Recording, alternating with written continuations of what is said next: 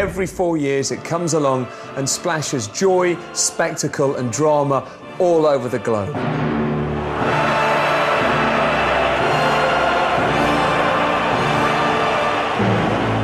Mondiale, La Coupe du Monde, Das Weltmeisterschaft.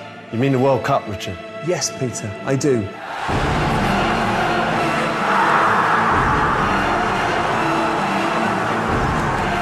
Exotic players from far-off lands, passionate fans, thundering free kicks. Oh, it's in! Unbelievable saves. And most of all, my goal against Trinidad and Tobago. Peter Crouch! No, Peter. Fluky goals are not what we really remember. Well, I do. It was the Nuremberg Frankenstadium in the 83rd minute. The ball came over from Bex. Thank you, Peter. But what we really remember are the World Cup shocks. Terrible challenge. This is awful. This is awful. For the next 2 hours, you're going to be watching our personal list of the most jaw-dropping moments the World Cup has ever witnessed. Even Gordon Ramsay watching it would go, "That's too much swearing." It's kicking off. They were pure evil. Has there been a match like this? This is the ultimate countdown of cock-ups. It was one of those, let out a little bit of wee moments. And cards. Has the referee got a grip of this game? He got a straight red for that. There'll be misdemeanours. Germans sometimes need to get a sense of humour. And missed penalties. He's cost us the World Cup, hasn't he? That's a shocker. To Argentina as well. Broken hearts. I never knew that it would go that bad. And broken faces. You just want to whack him. We'll see the knockouts. That was unbelievable what he's just done. And the walkouts. Got no comment on that. And go from the sublime. A wonderful goal! You got to hold and give. To the ridiculous. And that is plain stupidity. Welcome to our 50 greatest World Cup shocks. 50. I better put the kettle on. When it comes to penalty shootouts, the Germans are clearly die Obermasters. Played for, won for. Lucky? 9. Vorsprung durch Technik, Jens? In 2006, Jens Lehmann wasn't going to rely on mere statistics in a quarter-final shootout against Argentina. Instead, he used a shockingly sneaky tactic. Rather than follow the theory favoured by English goalies, fall over as the ball flies past you, he'd get organised, get serious and get efficient. That's very German. With goalkeeping coach Andreas Köpke, he'd written a list of where the Argentines put their penalties and kept it tucked in his sock. I love the idea of Lehmann having notes upon his person during the game in case of the eventuality of penalties. Just ready for any possible scenario. There's been a pitch invasion. What do? I will consult my notes. Lehmann picked the right direction for every penalty, saving from Roberto Ayala. Saved by Lehmann! Then, for the crucial kick, up stepped Esteban Cambiasso. Lehmann very ostensibly takes out a note from his shin pad and has a look. And at that moment, Cambiasso realised that Lehmann has some sort of information of where he's likely to shoot. How off-putting is that? It's like, when someone passes a note about you and you think, what's he saying? What does it say about me? You get really self-conscious. Will you stick with your regular choice or will you change it because you know that the goalkeeper knows where your regular choice is? It was the ultimate act of kidology. It's Germany! Cambiasso's name wasn't on his list. Jens Lehmann is the hero and Germany are into the last 4. He saved the pen, sparking scenes of mass German jubilation. Jens joined in too, efficiently, coldly, ruthlessly. You expect the Germans to give you a good old kicking, but the last thing you expect from the Brazilians is dirty play. But in USA 94, against America, on Independence Day no less, one Brazilian misunderstood what the Constitution says about the right to bear arms. Leonardo foul was awful. He just jams his elbow back. Awful. Ramos falls onto the ground and then sort of jerks again. Someone's trouble where they're sort of jerking. It's like a shock. When you get a player like Leonardo, whack in the face, it's just shocking. It was the last thing everyone expected. No, the last thing we expected was for the commentating Chris Waddle to defend it. I think that's a very bad decision by the referee. Are you sure, Chris? Did he mean to do it? You know, it's hard to say, isn't it? Really? I quite laughed at it. I thought it was quite funny because I used to do that myself when we used to get kicked. Yeah, a little bit of play acting there involved maybe as well. Yeah, get up, you big baby. The poor fella broke in his jaw. It was horrendous. Yeah, and he answered him. Sorry, I'll make an apology. He does deserve to go. Well spotted, Chris. Leonardo was fined £5,000 and banned for 4 games. Tab Ramos spent 3 months in hospital with a fractured skull. Chris Waddle invested in a guide dog.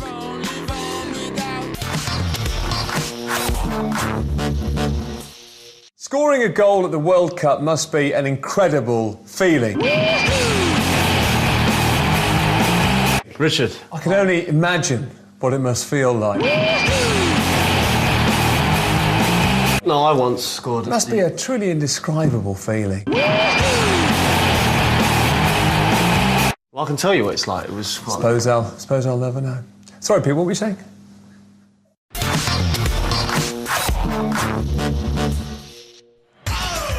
It was a shock to see Saudi Arabia at their first World Cup in 1994. It was even more of a shock to see them score. But it was an earth-shattering, seismic shock when midfielder Said Al-Owairan scored the best goal of the tournament. This is Owairan, a good run, good strong run, still in possession Owairan, still there! They've scored again! Saudi Arabia, 1-up against Belgium, just 5 minutes gone, and it's Said Owairan, the number 10. It was incredible. It was a new arrival. He'd launched himself on the world scene, and I haven't heard of him since. He went home a hero and enjoyed his newfound status a little too much. After being caught drinking with a Western woman, he was jailed for 6 months. From scoring one of the top 10 goals of all time in a World Cup to being banged up. Sad times. The prison team were happy, though. You're unbelievable.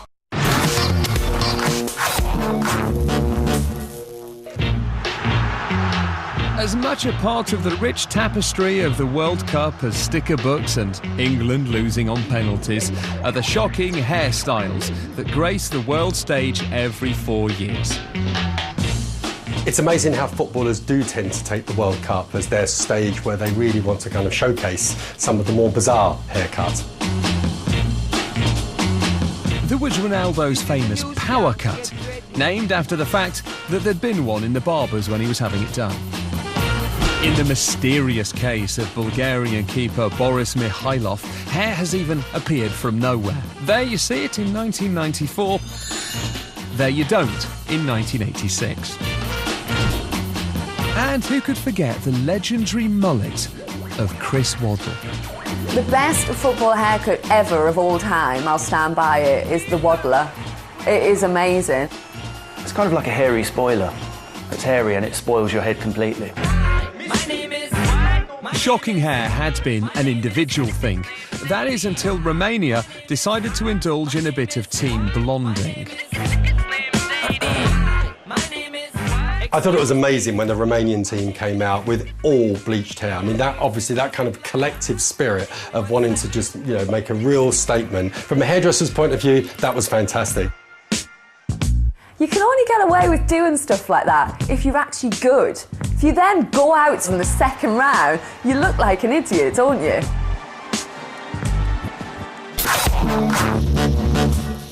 Pete, what are you doing? Trying to get the telly to work. I want to see Owen's goal.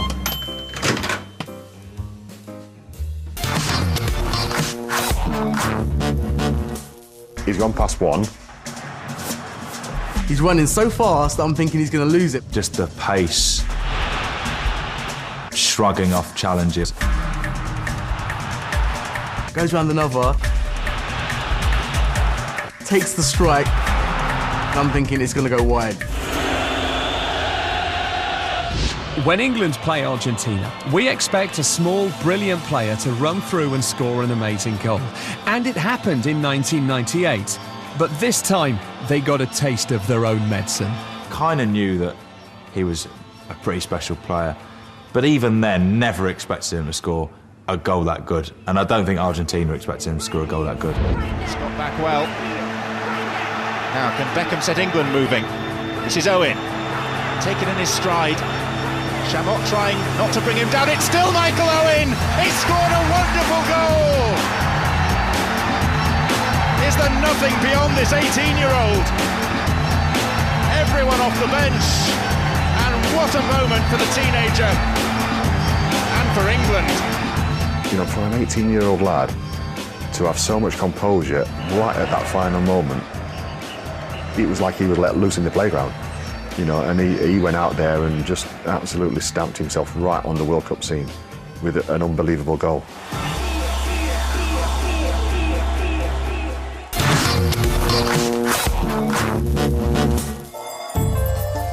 South Korea, 2002, July. Average temperature 26 degrees, humidity 75%. Large Spanish man in polyester shirt. Yes, shocking moment number 45 is Jose Antonio Camacho and his ridiculously sweaty pits. It's very sad that we remember him for his personal hygiene issues rather than anything else he did in the game. This guy comes out and he wears everyday clothing. Do you know what I mean? He doesn't dress for the weather at all. Do you know what I mean? It wasn't cold. Yeah, he knew that. The weatherman didn't lie. Yeah. I went for short-sleeved and cotton, personally. You want a very light shirt, but more important than the shirt, you know, your missus would go, have you got everything? You know, a cool shirt, that hot climate. Have you got your deodorant? You know, didn't any of the players say, hey, Camacho, have you tried this? It's called deodorant. Just give it a go. Just please give it a go. There was a lot going on under that armpit, do you know what I mean? And I'm thinking to myself, that's not going to help the team for confidence, is it? I mean, any time he put his hands up to demonstrate, they must be going, oh, crikey. You know, you'd switch off. Camacho there drying his armpits whilst appealing.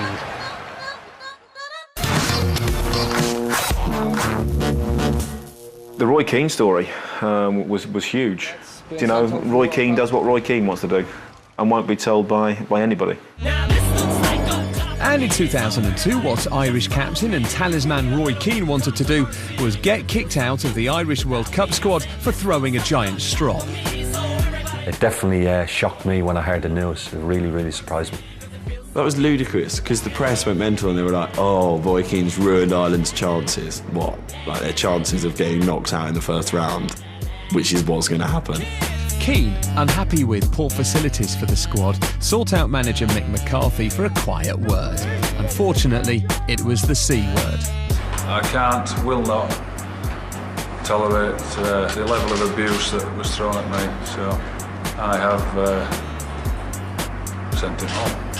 He was upset about the dry cleaning standards of the kit, and then he wasn't happy that the team had only eaten cheese sandwiches on the flight. He was saying that was not a diet for a World Cup team. Got no comment on that. It was Ireland. The preparations were never great, in all honesty. You know, in 1988 European Championships, we ended up in a hotel that had a nudist colony attached to it. Ireland made it to the last 16 without Roy, who'd flown home and spent the rest of the tournament walking his dogs.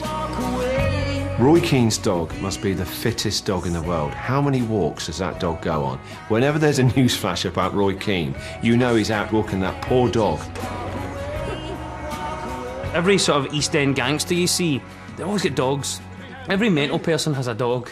It just kind of reflects them. You go to any rough estate in Britain, there's always a dog barking outside a boarded up house, and I think Keane's got that mentality. He's like the Phil Mitchell of football. I'm not mad enough, so I've got two dogs that could kill you. That's what my mum and dad do when they have an argument. My dad goes and walks the dog. I'm not suggesting that him and Mick McCarthy were indulging in that kind of a relationship. Sexual. Actually, my parents isn't probably a sexual relationship now. They're in their 70s. There are certain things that make England great, like fish and chips, cream teas, cricket, the Queen, brown sauce, the M6, high rates of teenage pregnancy, beer bellies. All great things, Pete, but there's nothing more English than losing on penalties.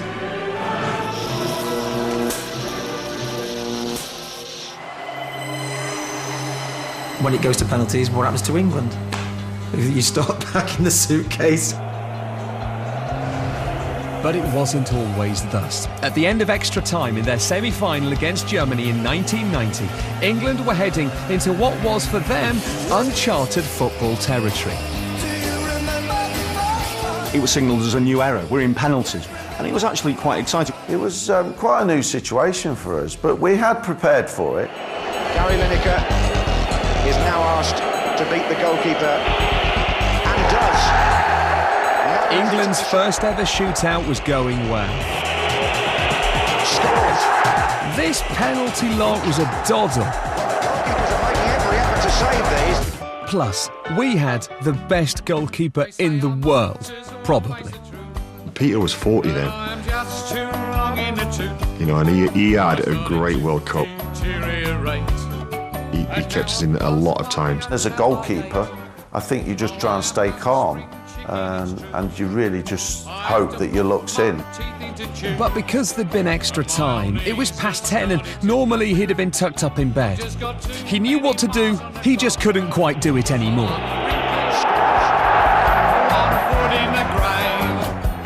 Plus, he was up against Das Oberpenalty-Maschinen. The Germans so ruthless. Yes, yes, yes. All of their penalties were perfect. It's just like, what is this penalty machine? With the score level at 3 penalties each, up next was Stuart Pearce, regular taker and scorer for his club. Pearce had a thunderous shot, and the only thing at risk was the net. If there's one person you'd bet your life on would be able to pull it out the bag for England. Can he do it for England? He can't! Ildner has made a save.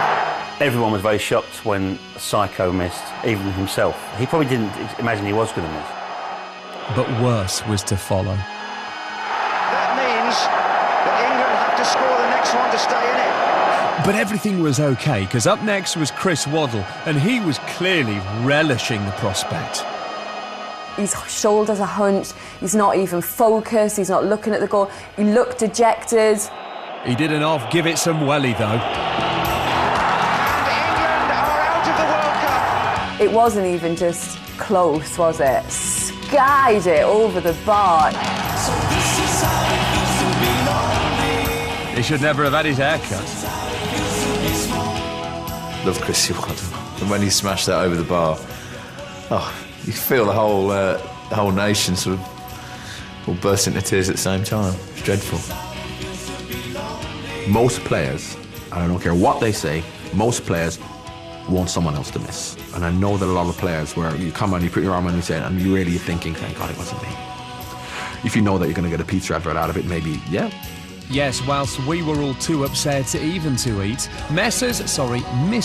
Waddle and Pearce cashed in with an advert. Pan pizzas, unless I'm mistaken.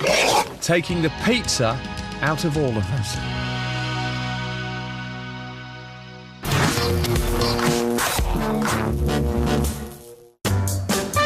In 1994, mild-mannered Gianfranco Zola was stunned when Mexican referee Brizio Carter sent him off just 7 minutes into his World Cup debut.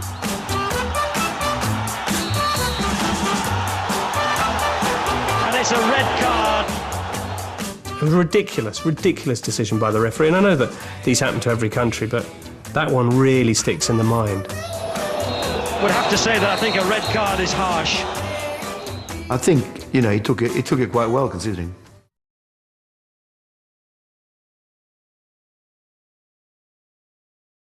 He literally collapses when he sees what's happened. He's on his knees, sort of holding his chest like a baby. He gets even more sort of petulant and he starts trying to pull in the advertising hoarding. Verge of tears. But while there was pain for Zola, Nigeria's Sunday Olasey seemed overjoyed with his teammates' apparent injury.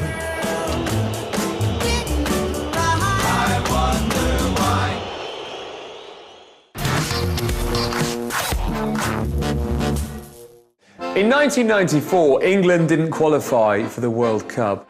Everything going wrong. I didn't know who to support. I did. Who? Anyone who was playing Germany. That seems right, doesn't it? You can never support the Germans. Ever. So when Germany faced Bulgaria in the quarter-final, we all knew who we were supporting. Everyone in England was an honorary Bulgarian. They weren't expected to do anything, but they did have the scariest man in football, Trifon Ivanov, a man only his mother and horror film fans could love. I must say that if anyone who wants to be a footballer, they're a real inspiration to a bunch of hairy, beardy, weirdy deformities. Before the tournament, Bulgaria had a 100% record in the World Cup of never winning a game. Germany were reigning champions and usually won everything. Little Bulgaria were seen as just another stepping stone to bigger and better things. And within the blink of a Klinsmann dive, A penalty is given. the Germans were ahead. And he scores in the corner. Germany already had half a towel on the semi-final sunbed. They're cruising it, and then the unthinkable happens. Stoichkov. Yes! Bulgaria have equalised, and they're back in it. Then, in a refreshing show of German inefficiency, they forgot the golden rule of football. Never underestimate a team whose names all end in V. Yankov. Let's go! Yes! Oh, look at this! For baldies around the world, what an inspiration. This man generated so much power. That bald head flipped across and got enough power to beat the German keeper. The holders are out of the World Cup. Bulgaria pull off one of the shocks of recent modern football in the World Cup. The fact that they get beat off some little minnows like Bulgaria just makes it all the more sweet, doesn't it? The whole world was cheering for Bulgaria. Dark as shame, darling, dark as shame. Thank you for all the joy and pain. We love Bulgaria. Good old Bulgaria. Coming up, a sense of fear. I'm just thinking that I want this to go over. A sense of relief. When you watched that, you thought, I might give it a go next time I'm playing football. And a sense of humour.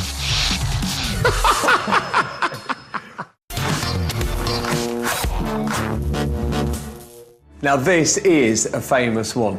It's one of those things where everyone remembers exactly where they were when they saw it. Pete, where were you? I can't remember.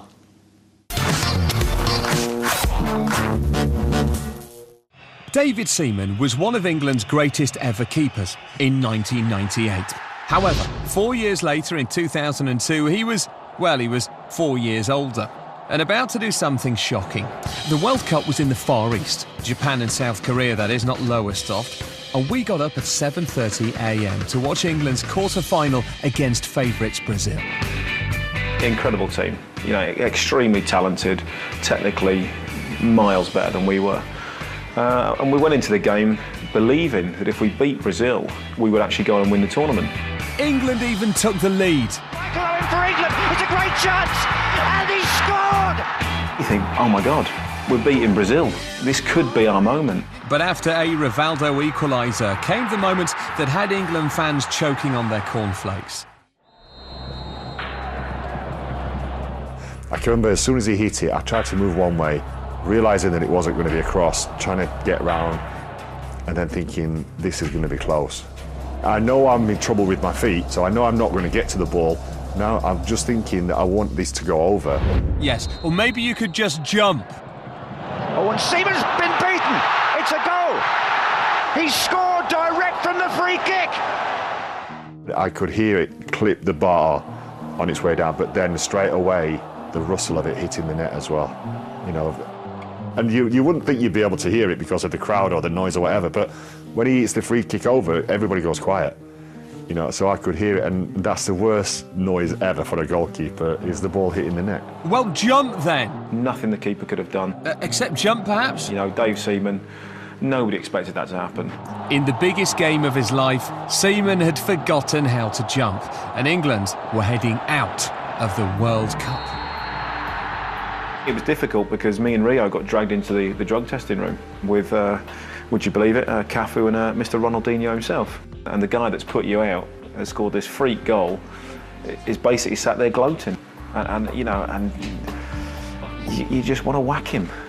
For David Seaman, though, there were very different emotions.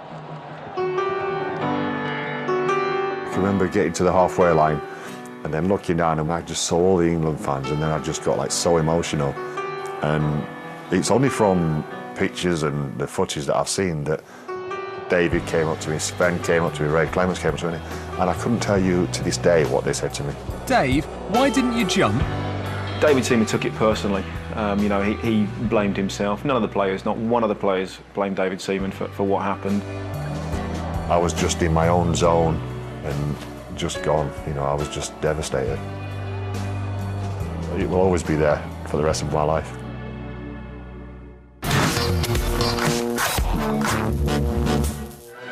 At number 39, it's the game so shocking, it even has its own webpage. Look up the Battle of Nuremberg on Wikipedia, and you don't get tales of World War II. You get the details of a colourful 2006 World Cup match between Holland and Portugal. It was a horrendous game. It was horrendous. It was niggly. The referee's trying to calm things down. It was bitchy. That's a sending off offence in its own right. And I think that now stands as the record as the most bookings and sending off in any one game. It was a record-breaking mix of nasty fouls, playground play acting, and a card-happy Russian ref. Valentin Ivanov dished out 16 yellow cards and sent off 4 players, making it officially the dirtiest World Cup match ever. Has there been a match like this in World Cup history? Incredibly, there was, on average, a booking every 5.5 minutes. It was just embarrassing to watch, but also gripping at the same time. Deco has to walk, and that is plain stupidity. Has the referee got a grip of this game? Scolari thinks no. And Van Bronckhorst is dismissed. And I'm afraid that brings a rather sordid end to a steamy and very unpleasant evening in Nuremberg. Oh, and by the way, there was a goal. Not that there were many teammates left for Manish to celebrate with. The players, after that, should look at themselves and be hugely embarrassed. Yes, you bad boys, go and sit on the naughty step.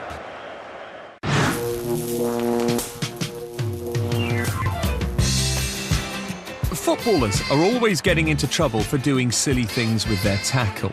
But in 2002, American substitute DeMarcus Beasley took this to a whole new level. It's modern day football, there's cameras everywhere. Did you not think he'd be caught?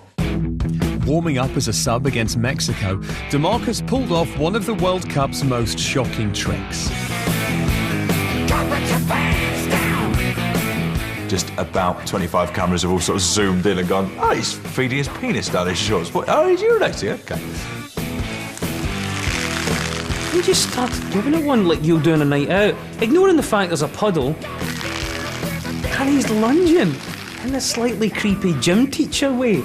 It was a real sort of 16th century hand-on-hip lunge urination.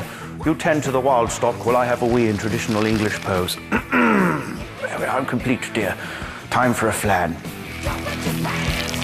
But I'd say 99% of men have never urinated in that fashion. But when you watch that, you thought, I might give it a go next time I'm playing football. Yeah, I think I got away with that one.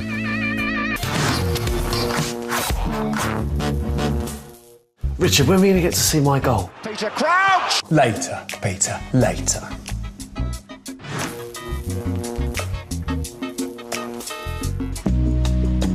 Croatian football legend Slaven Bilic is one of the game's nice guys. Bilic is a really nice bloke. We all like Slaven Bilic. We all think he's very cool. He plays in a band. Really nice bloke. But I bet Laurent Blanc doesn't think that.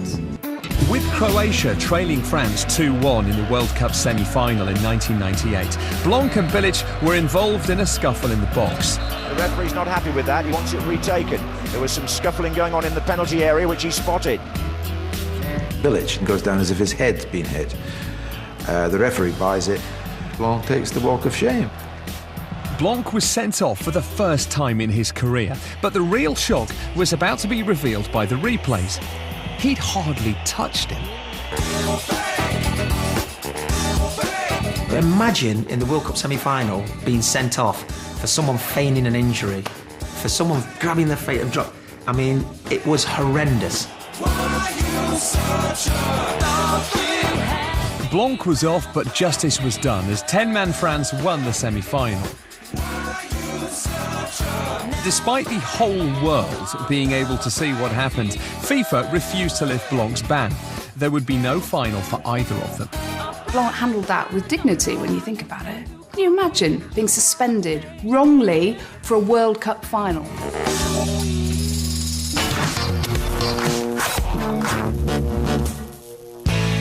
Current Chelsea assistant coach and part-time Uncle Fester impersonator Ray Wilkins did something no English player had ever done at the 1986 World Cup. And a red card has been shown to Ray Wilkins. When Ray Wilkins got sent off, we thought it was something of nothing. The Ray Wilkins sending off just seemed completely unnecessary. At a time when a two-footed leg breaker followed by a karate chop might get you a yellow, the sending off came as a huge shock. He ends up throwing the ball at the ref. It's an attack on the referee. Pretty serious one, if it weren't for the fact that it looked like it was a right-handed 5-year-old girl throwing a ball with her left hand. I mean, there was nothing to it at all. It went in the direction of the referee. There must have been some FIFA directive, red card. Wilkins, like... Back then, it just seemed an innocuous situation where he threw the ball away, and to be sent off was, I thought, was ridiculous. So England down to 10 men and everything going wrong. It was the only sending off of Wilkins' career, but for England, it was just the beginning.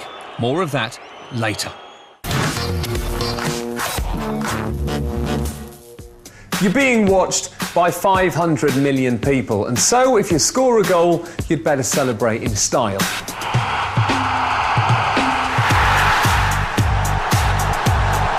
But what kind of numpty would try and pull off a ridiculous, rehearsed and contrived celebration?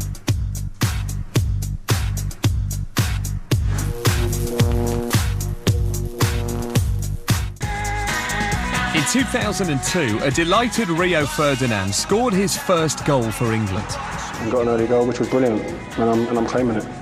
They say it's Rio's goal. How he's managed to claim this, I do not know.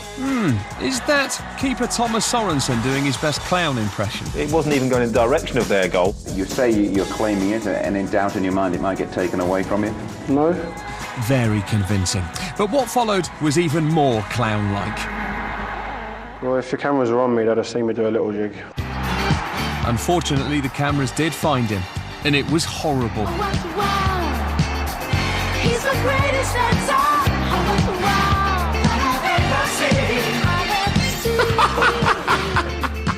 That first few split seconds after you've scored a goal, you're just uncontrollable. He's just completely lost the plot. So he kind of wants to do his dance, and it's kind of just turned into like a little, like, he doesn't know what's going on. He's just all over the gap. Apparently you've been giving the forwards a bit of stick for lack of celebrations, haven't you? Were you happy with yours today? Yeah, I was, to be honest. Yeah, I showed them a bit of rhythm and that, so... I think the Peckham came out of him there. I think when Rio done that was for the lads at home. Like, yeah, that was for you guys. That was for you guys. So we appreciated that, Rio. We loved it. Rio's jig also gained him access to a special VIP club of shocking goal celebrations, where Roger Miller shakes his hips, Brazilians shake their babies, and English fans shake their heads. Where this fella's caught in the net, this bloke's caught short, and these guys are just caught looking ridiculous. But of course, none of them are as classy as this.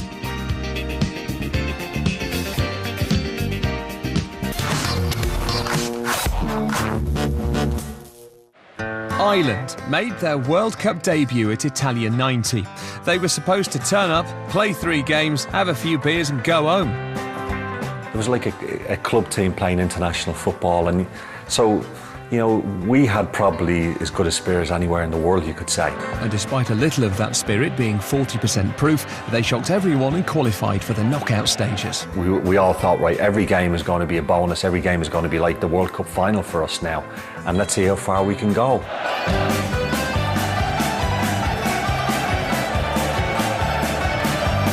The Irish fans were the best anywhere. Well, the Irish won the singing about 5-0. We went out the same attitude of, you know, let's give it a go and let's see where this one takes us.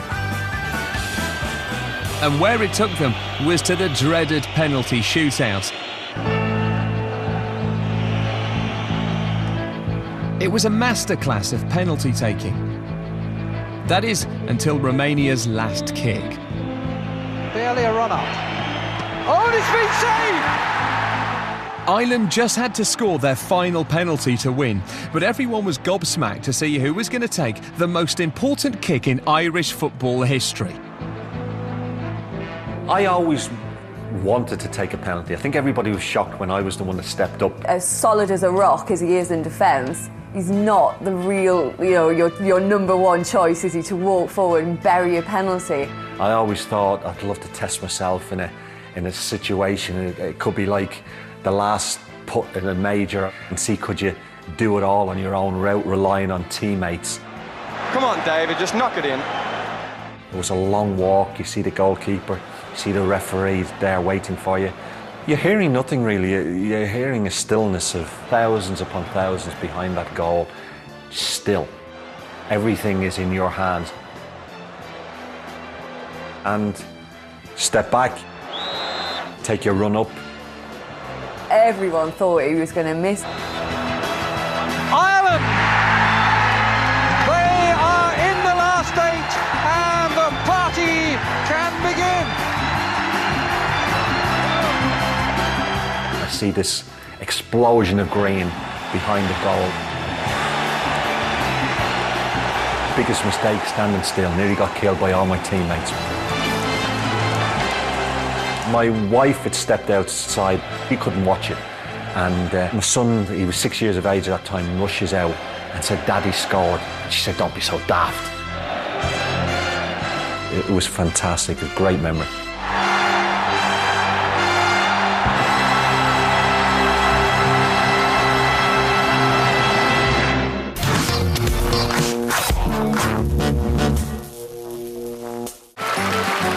It's one of the World Cup's funniest ever songs. Scotland's 1978 effort, Ali's Army, a tub-thumping anthem about how they'd win the trophy. When we win the World Cup. They went out in the first round. Then, 20 years later, they shocked everyone by going to the other extreme, depressing realism. Don't come home too soon. That was all we could think of to sum up the hopes and ambitions of the Scottish football team in France '98. Thanks, Delamitri. Thank you. Just don't come home too soon. I wanted to write a song that was quite maudlin, that was about, you know, disappointment, and also about the fact that everybody thinks we're shit, you know. Don't come home, that was it. Oh, we'll see you very soon is what it should have been called. The song was written for completely honourable reasons, but it was allowed to be used as the official song for completely cynical commercial reasons, which I can hold my hands up and say I didn't stop it. That was like the longest lyrical suicide note in Scottish football history. It sort of summed up what being Scottish is all about. Just don't be too rubbish. Just don't come home. We were kind of forced to have the squad sing on it, and the squad were forced to sing it, and you could tell the squad just couldn't be arsed doing it. And all I really remember is that Andy Gorham is one of the most frightening men you'll ever meet, sitting in front of this sort of ring of players. And after the first take, he just refused to sing and just kind of stared me down. And all I thought was, he's going to kill me. I'm a dead man. I had an old guy come up to me in a pub not long ago and say to me, "Are you the bloke that wrote Don't Come Home Too Soon?" "Yes, I am." And he just said to me, "You should be ashamed of yourself."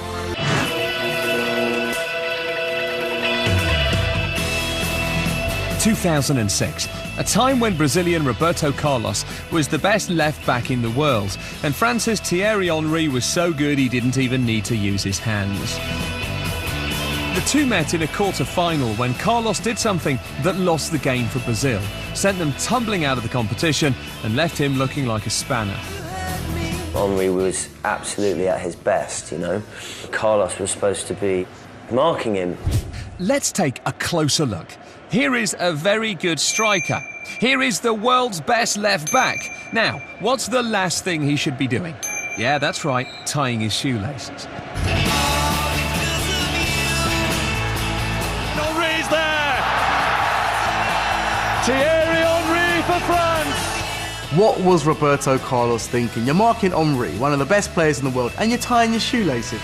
Watching the whole thing unfold, it was a very simple tap-in for Henry. Well, a lot of people in Brazil also think, what the hell happened there? Henry comes round the back post, absolutely unmarked. Straight into the roof of the net. A lot of people crucified him for that. It's okay, he wasn't actually crucified, but he did take the blame for Brazil's exit and failure to defend their title. If only he'd gone for the Velcro.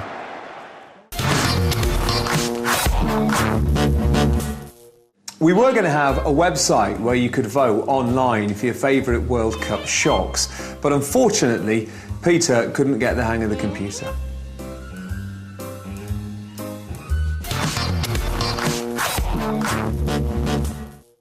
Ask any England player about their quarter-final against Cameroon in 1990, and they'll tell you that the unknown Africans were not being taken lightly. No, sir.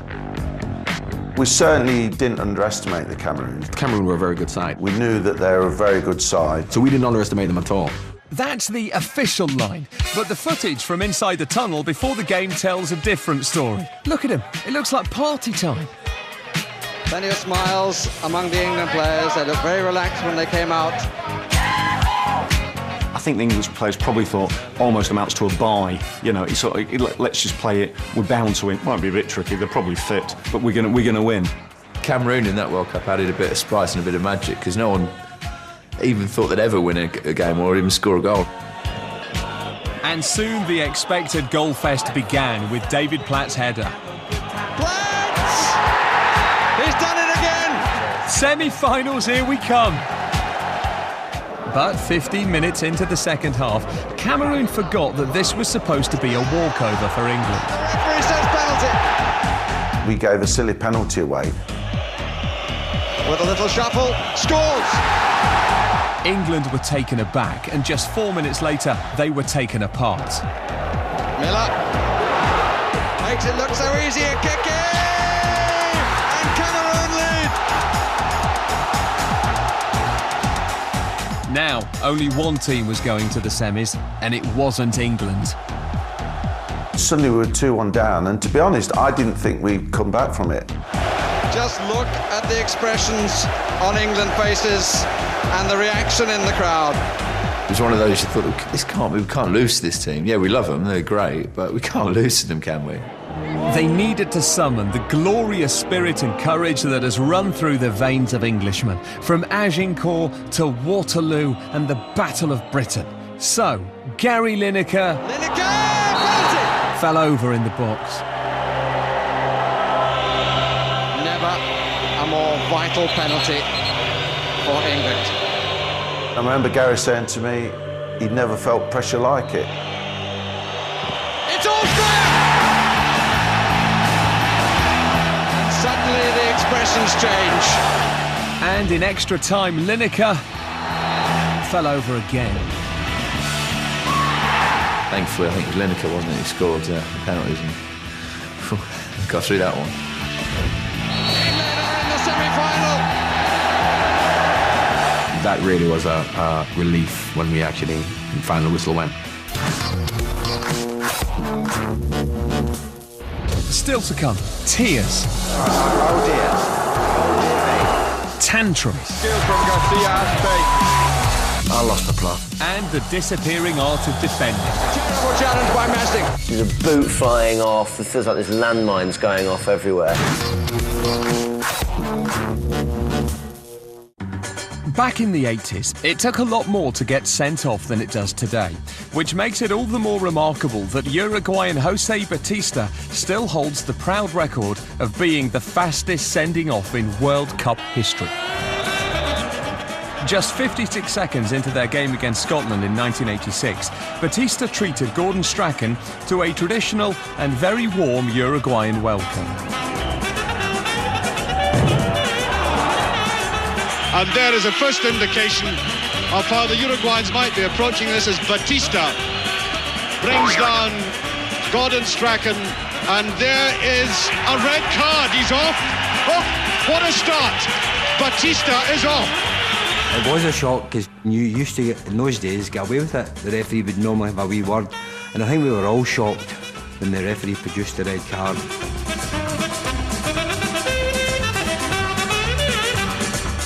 Strachan's been tackled before. He was a bit of a terrier himself, but he looked dead. I mean, beyond dead. He was comatose, finished, out of the game. He tries to get up in that kind of cartoon way, that he tries to sit up and then he goes, back down again. All that was missing from the end of that clip was wah, wah, wah, wah. What a lift for Scotland as well, we felt. Great chance against 10 men. And so it proved, as brave Scotland heroically battled against 10 men for almost the entire match and held on for a momentous 0-0 draw. It gave Scotland a one-man advantage, which you knew we wouldn't take any advantage of whatsoever. England, England, England. Better than the Spice Girls.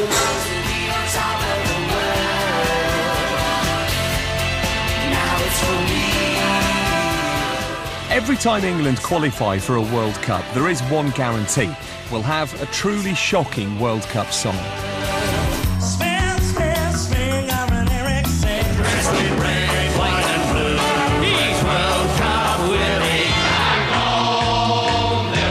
Ooh, suits you, sir. However, in 1990, something truly disturbing happened. England's World Cup song was actually all right.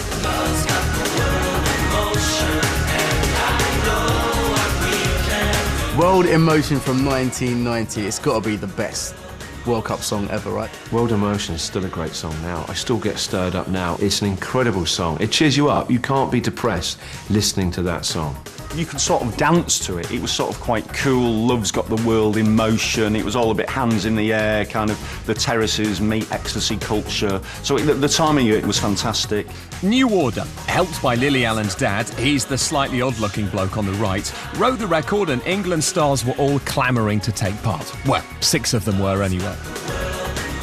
Of the 22 players, only 6 of us went to do the song. The others were in the pub, didn't even turn up. Because we hadn't known it was going to be with New Order. We just thought, typically, in 86 we did a song and we did an album and it's like, here we go, arms around each other, which was rubbish. And we thought it was going to be that. So when the 6 of us got there, we then saw these other people and we thought, who are these people here doing our song? And then that's when we found out it was, you know, New Order. Their song, we're in it, but it's New Order song, which is a legitimate pop group. And one ingredient of the song made it a surefire winner. John Barnes, to be honest, giving a masterclass on how to rap. You got to hold and give, but do it at the right time. You can be slow or fast, but you must get to the line. Jay-Z still watches that every time before he goes on a big stage, apparently. I think we should bring that back. I want to see Wayne Rooney spit some bars. That's what I want to see. It's a catchy tune, and every time I go anywhere now, people say, do the rap song. Can you do the rap? Of course I can. You got to hold and give, but do it at the right time. You can be slow or fast, but you must get to the line. Yeah, John, we're all right, thanks. Defend and attack.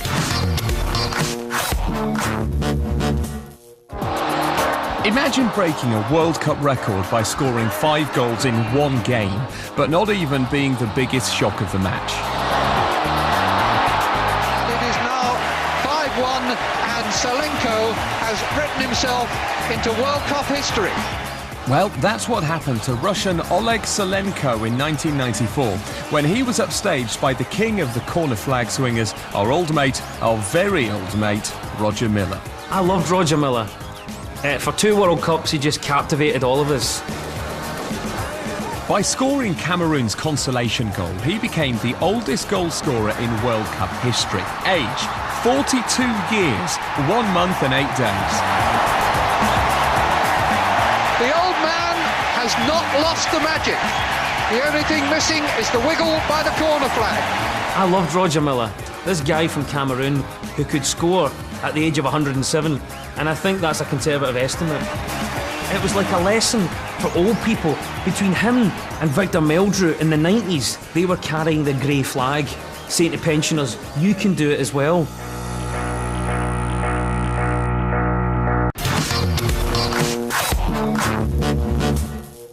There's always this question that Scottish people ask, why do we never get past the first round? I think the answer is because we're rubbish.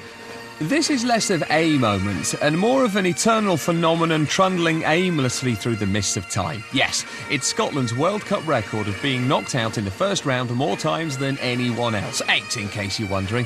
Yeah, thanks for coming. See you next time. They've sort of assumed joke status. They are the easy game at this level. We're maybe the only set of fans that go in expecting to be defeated handsomely every time. It's glorious failure. And when you go with that attitude, anything's a bonus. If we get a throw-in, we celebrate it like a goal. Yes, can't believe it. Another goal kick. This is amazing. We are a very, very inventive nation, and we can find the most creative ways to be eliminated from tournaments. And Scotland's creative juices were really flowing at Italia 90 to ensure their proud record stayed intact. First, they lost to Costa Rica. We haven't even heard of Costa Rica. We all thought it was some 18 to 30 resort in Spain. Next, they beat Sweden. Person got a fling. McCall! Part of the plan to tease their fans before the crucial game against mighty Brazil. Picture the scene. Scotland fans have optimism, always a dangerous trait. All we have to do is get a point and we're through. 80 minutes gone, we're doing brilliantly. Had a couple of scares, but we're shutting them out. Then, Brazil hits a long shot, but Jim Leighton's in goal. He's quite good. We're just shouting, oh, Leighton's got this. Leighton's not got this. He spilled it, it's out. He's never going to score that. He's never going to score. That's in the net. That's 1-0. Oh well, that's that done. See you in 4 years. Thanks guys, been lovely. Cheers Scotland. I don't think it's so much that the World Cup in Scotland don't mix, just that Scotland and football don't mix. I'm going to get in trouble for saying that, aren't I?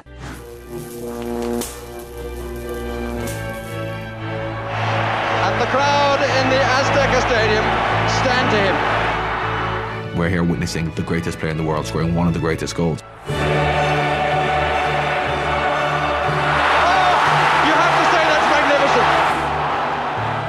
Yeah, great goal, whatever. The shocking thing about this is why didn't anyone foul him? We look like we're scared to tackle him. I don't know what it is. I mean, it's easy sitting there watching, saying, do something. And you're thinking, bring him down, foul him, bring him down, do anything, kick him, bring him down. Sometimes it's just difficult to even foul him. England's players seem to go into some kind of trance. Someone, pretty much on the whole run, jogs about 2 metres behind him. That was Peter Reid. And I don't know if he's just trying to get a good view, thinking, good run. Yeah, this is a good run. You've got to remember that this was the team that included Terry Butcher, who even back then looked like he worked in B&Q. In a FIFA poll, it was voted the goal of the century, but England keeper Peter Shilton doesn't really rate it. I think he only beat a couple of men in the run, but obviously he ran a long way with the ball, which was something that made the goal look fantastic. And there is a very dejected man.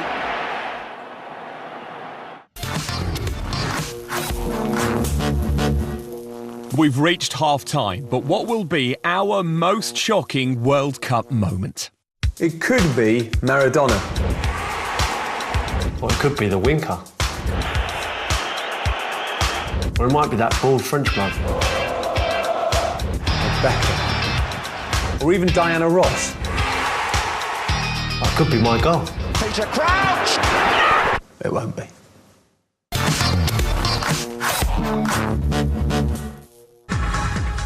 By far the biggest shock in 2002 was that the World Cup was held in 2 countries, and one of them was South Korea, who surprised everyone by giving themselves a shot at a quarter-final place. But Italy would obviously trample all over that little pipe dream.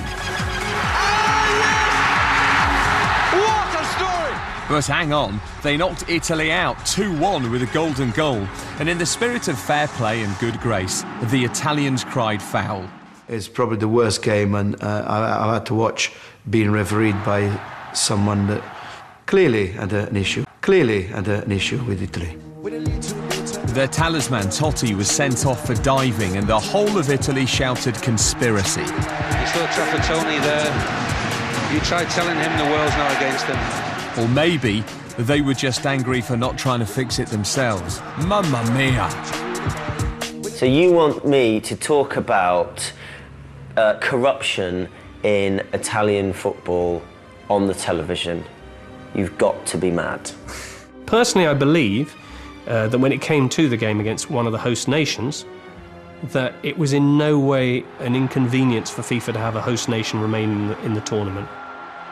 Yeah, there have been some strange decisions, but conspiracy theories generally come about afterwards. There seemed to be a strong wind blowing behind them, if you know what I mean.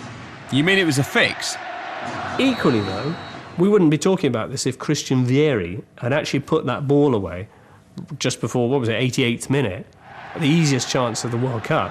Oh, right, it wasn't a fix then. Oh, Vieri misses! Still, Italy got revenge on Korean goalscorer An Jung-hwan. He was playing for Perugia at the time, and they just decided to get rid of him because he'd scored against Italy and he lost his contract. I think what it's going to be like for the North Koreans this World Cup, because if you make an error and you're in North Korea, you don't lose your contract, you probably lose your family. And referee Byron Moreno will be taking a huge risk if he ever goes out for an Italian meal again. The referee in that game's got a lot to answer for, and I wish he came to my restaurant so I could cook for him.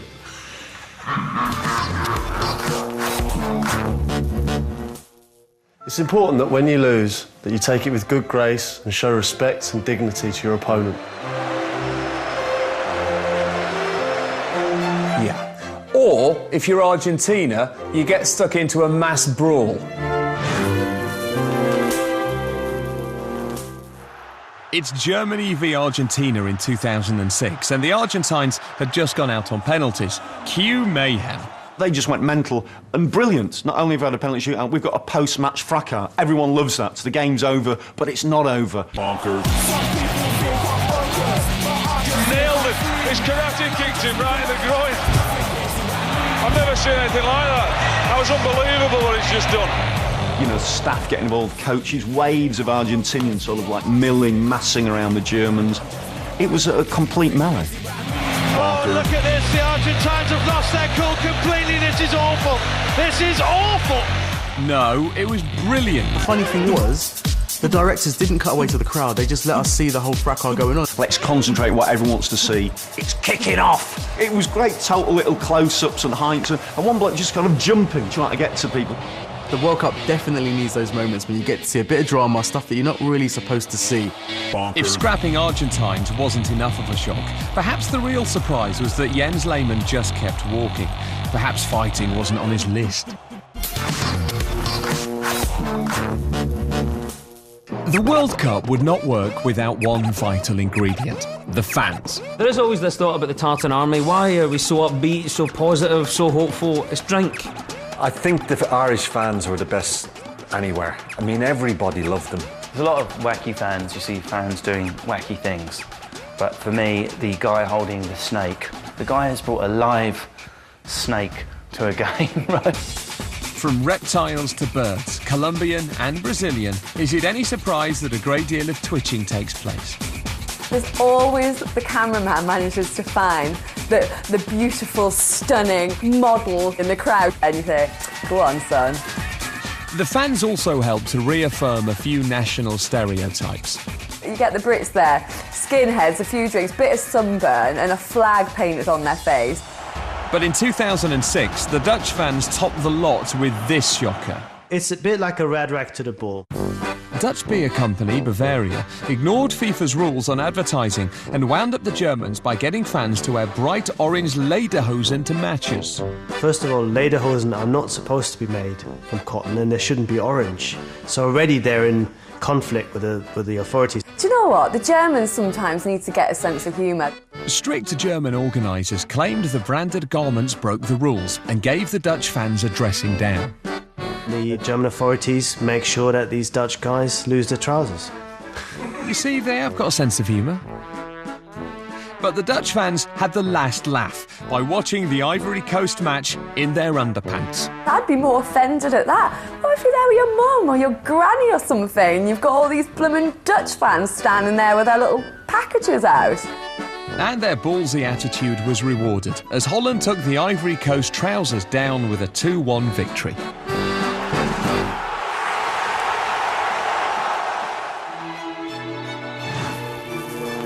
At number 22, it's a nasty surprise for England.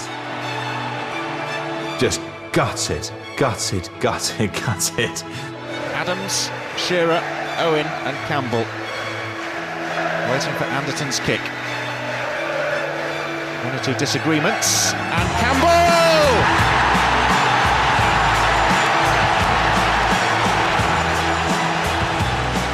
When Sol Campbell headed a very late goal in the Argentina match in France '98, a famous victory was on the cards. Enormous kind of euphoria. I was over the moon, absolutely ecstatic. And you're celebrating with Campbell, basically. But the referee had a shock in store. I couldn't work out what he'd blown for. But then it gets all of a sudden there's some confusion. You realise it's been disallowed, and then you go mad. No, the referee has ruled it out, and he says no goal, and Argentina have already taken the free kick. They put the ball down and off they went. With half of England's team still celebrating the disallowed goal, Argentina had the downright cheek to restart the game. What the hell are they doing? Stop them! They're not allowed to do this. We just scored. What's going on? I saw the Argentinians trying to make a break on us, and then it was like, yeah. Just sprinting back. I don't think I've ever tried to run so fast. And 3 or 4 of the England players were off the field and have been shoved back on, literally, by the England coaching staff.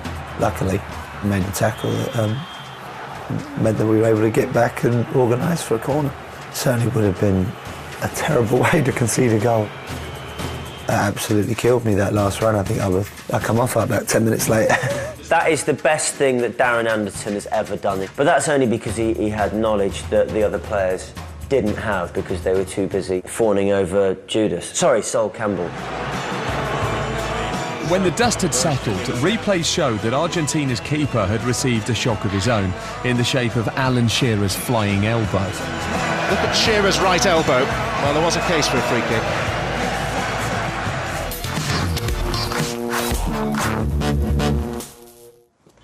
Pete! Quick! What? It's your moment!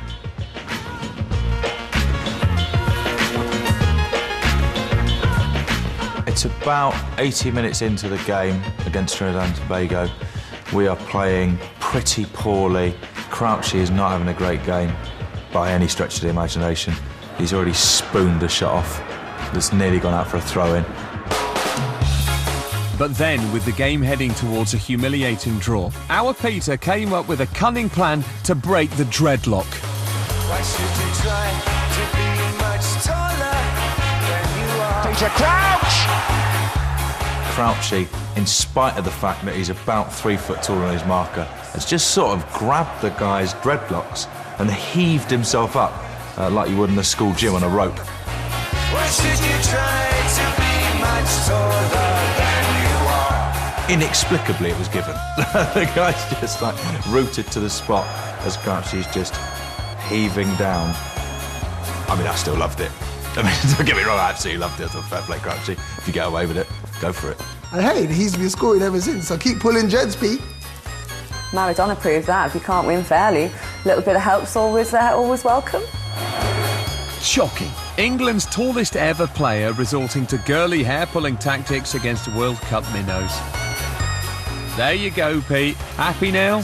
Try to be much taller than you are. What was it? Nothing. You didn't miss much.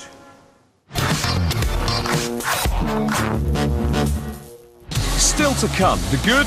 That's Beckham. Oh, it's in! What a great feeling that is. The bad. Should have been off a few minutes ago. It's actually his third. I don't make mistakes like that, or I didn't. And the ugly. Oh, he might not run. We can't half score. I think every Englishman probably laughed out loud, said, I told you so. Although England failed to qualify for the World Cup in the USA in 1994, several Englishmen did play for Ireland. To qualify to play for Ireland, you had to have worn green at any point in your life. The only player, I think, in that team who had any kind of accent was John Aldridge, and he was clear Scouse. And that kind of, qualifies. All eyes were on us. We're all used to being, hounded by media, but at that stage, everyone wanted to party. It was pretty amazing. It was intense. And it doesn't get much more intense than having to play three-time world champions Italy in your first game at Giants Stadium. I shall never, ever forget that day at Giants Stadium. As soon as you got to the ground, it was fast and green. The crowd was phenomenal, and they made a huge difference to the players. I'm pretty sure about that. And let's face it, Ireland needed it. This was David versus Goliath's older, harder and better-looking brother. Italy had the best player in the world, and Ireland had Steve Staunton wearing a hat. Somebody get this guy some Factor 50 straight away. And where the Italians were looking forward to bringing home the World Cup, the Irish were looking forward to filling their boots in duty-free. There was only ever going to be one winner in this. Italy were clearly the favourites. We knew we needed to get off to a good start. But not one of the 75,000 fans in the stadium, nor any of the millions watching on television, could have predicted the shock that they were about to witness. Knocked down by Houghton, goes for the shot.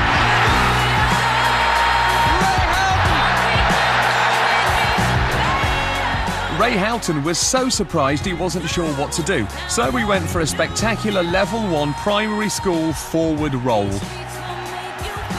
Probably looks and think, oh my God, what an idiot doing that.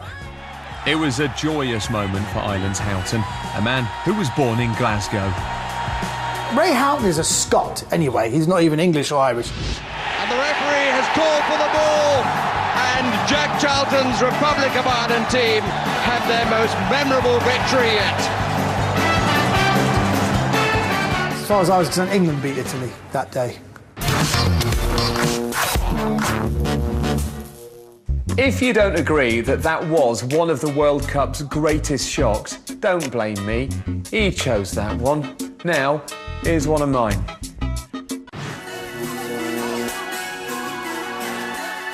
You can achieve whatever you want in your sport, but one little thing can completely taint your career, and that's all you'll ever be remembered for. Brazil's Rivaldo will never be remembered for his great goals, fancy flicks, or even the fact he looks like he sleeps in a coffin. No, he'll be remembered for this. Turkey's Hakan Unsal kicked him the ball, but Mystic Meg, Yuri Geller and the entire Question of Sport team would have struggled to predict what happened next. The first stage, you couldn't fathom. There's a linesman standing about 2 yards away who's just watching it and hasn't said anything as this guy has got sent off for kicking the ball back. It is a red card. Oh, that's sad. That's sad. He didn't deserve that. What Rivaldo has essentially done is taken a decision he's going to try and get someone sent off in a World Cup and just have no shame, no guilt, presumably. I've never spoken to Rivaldo about it. He might be racked with guilt for all I know. He did kick the ball at Rivaldo, but it did not hit Rivaldo in the face. It's called Paula Radcliffe syndrome. Like, Radcliffe could win 100 marathons, she could break every world record, she'll always be remembered as that woman that did a little piddle in the street. In fact, the only way that he could not be remembered as the guy that clenched his face is if he took a piddle in the street now. That's literally the only thing you can do. Or maybe just a down by the corner flag.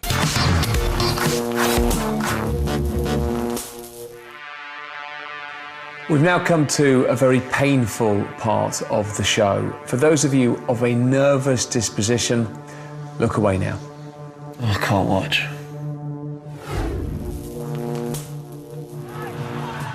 France 98, England Argentina, the last 16.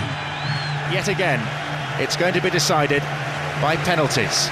Our history of penalty taking is pretty well documented. We're not very good at them. Watching England take a penalty is like watching a small child without armbands learn to swim. I have no idea why England are rubbish at penalties, and if I knew the secret, I wouldn't tell anyone. England had gone out on penalties to Germany 8 years before, but when David Seaman saved an Argentine penalty, things were looking good. Now the limelight, and saved by Seaman! I've got a picture of me celebrating that penalty save, and you know, and you can see like the joy and like the relief. I can remember like walking to the side, crossing over with the Argentinian goalkeeper and thinking like, we've got to score now to really push on this advantage. If England could score, they would heap pressure on Argentina. Up stepped Paulins. And Seaman's save counts for nothing. Another English player had missed. Hadn't they been practicing? You can't practice penalties. You can't. Well, you can practice taking a penalty, but you will never ever recreate the tension. We sort of think it's impossible to practice for big match conditions, so we just won't bother practicing at all. You put that ball down when there's millions watching you. You've got like 60,000 in the stadium. You look at the goal and it just seems to go like that. By the end of the shootout, it was up to David Batty to keep England in the World Cup. No pressure then, son. I don't really remember seeing David Batty ever take a penalty ever in my life. What's he doing? So we'll send David Batty, who doesn't even take them in training because he feels like he might be up for it. Standing in front of him was Argentina's keeper Carlos Roa, a Seventh-day Adventist who refused to do anything on Saturdays. Unfortunately for Batty in England, the game was played on a Monday. It's Batty, and he has England again, are out of the World Cup on penalties. It's extraordinary. It's that moment of, that's it, you're out. You know, this is it, we're out of the World Cup now. Missed a penalty, you're out, you're going home. Dreadful times. To Argentina as well. Oof.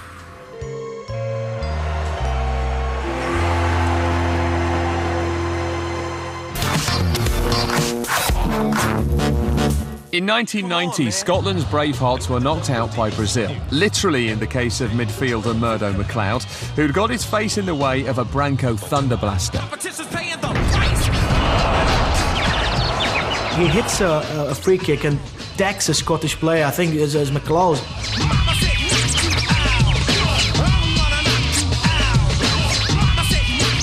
He was poleaxed. It was like taking a nuclear bomb in the face. A lot of people in Brazil started saying afterwards that, well, maybe he killed that guy.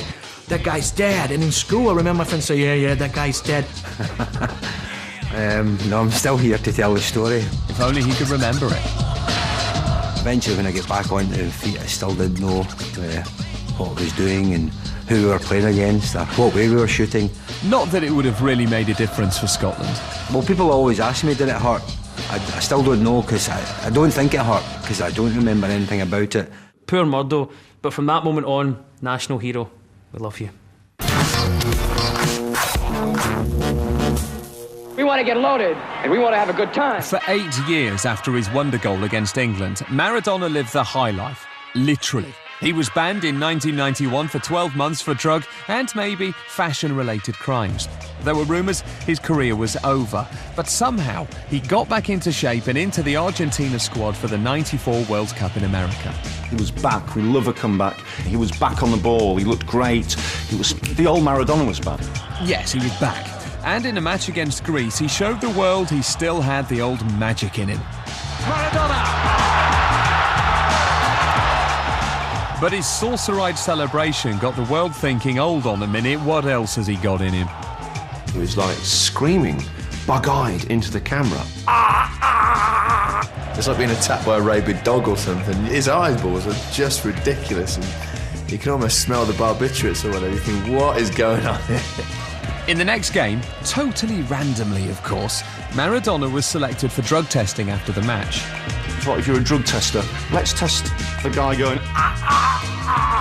Perhaps the drug testers saw that and thought, we'll have a little chat with our mate Diego afterwards and just give him a little test and just see.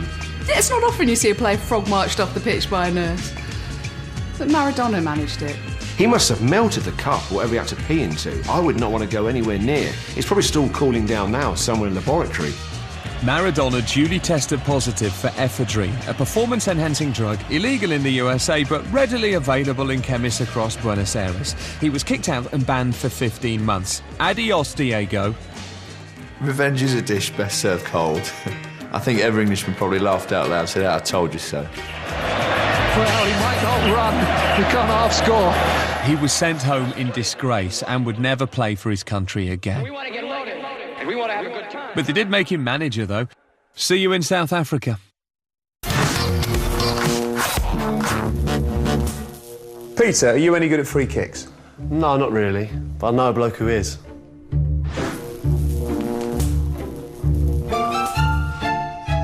England manager Glenn Hoddle made some strange and shocking decisions at the 1998 World Cup. First of all, he dropped Geordie genius Paul Gascoigne from the squad. Hoddle didn't feel Gazza was in the right shape, and at England's training camp he broke the news, which he didn't take well. I think it was probably due to the fact that Hoddle was playing Kenny G that Gazza was going out of his mind. Yes, the visionary Hoddle decided to soften the blow by playing the relaxing, smooth jazz of America's premier saxophonist.